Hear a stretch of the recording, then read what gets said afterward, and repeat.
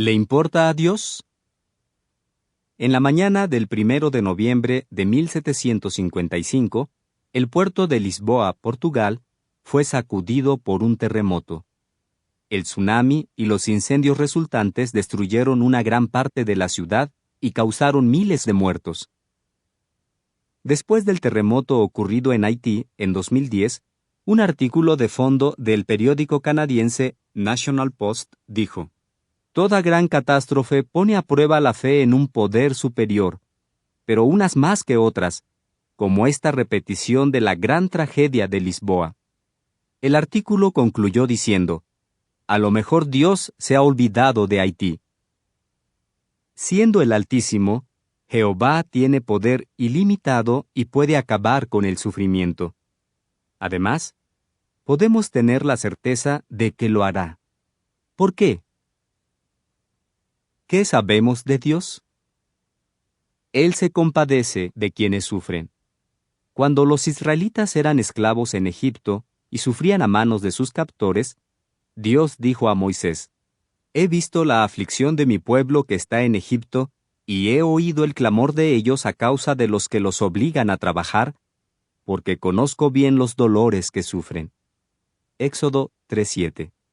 ¿Qué nos enseñan estas palabras? Que Dios no es indiferente al sufrimiento humano, sino todo lo contrario. Siglos después, el profeta Isaías escribió con respecto a los israelitas: "Durante el tiempo de toda la angustia de ellos, le fue angustioso a él". Isaías 63:9. Todos sus caminos son justicia. Deuteronomio 32:4. Dios es justo e imparcial en todos sus actos. Él guardará el mismísimo camino de los que le son leales, pero también pagará con tribulación a los que les causan tribulación a los rectos. Proverbios 2:8 y 2 a Tesalonicenses 1:6 y 7. En su equidad, Dios no se pone de parte de los gobernantes, ni favorece más a los ricos que a los pobres, pues Él es quien los hizo a todos. Job 34:19, versión popular.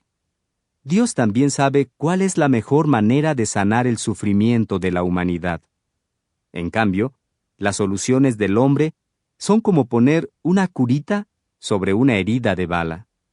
Aunque oculte la lesión, no ataca el problema de fondo, ni mucho menos pone fin al sufrimiento de la víctima. Es misericordioso y benévolo y abundante en bondad amorosa. Éxodo 34:6. La palabra misericordia, tal como se emplea en la Biblia, transmite la idea de pena o compasión entrañable que mueve a una persona a ayudar a otra. La raíz del término hebreo traducido benévolo se define como la reacción sincera del que tiene algo que dar a quien lo necesita. Y el vocablo traducido bondad amorosa incluye en su significado la intervención en favor de alguien que sufre infortunio o angustia. Theological Dictionary of the Old Testament. Jehová Dios no solo siente dolor cuando un ser humano sufre, sino que su misericordia, benevolencia y bondad amorosa lo impulsan a ir en su ayuda. Por eso, podemos estar seguros de que Él acabará con el sufrimiento. El artículo anterior reveló 3 factores que contribuyen en gran manera al sufrimiento humano, ninguno de los cuales puede atribuírsele a Dios. Veamos ahora qué hay detrás de ellos. La elección personal. Al principio, Adán estaba bajo la autoridad de Dios. Sin embargo, cuando se le presentó la oportunidad, optó por independizarse y probar suerte. No hizo caso de la advertencia de Dios registrada en Génesis 2:17. Positivamente morirás.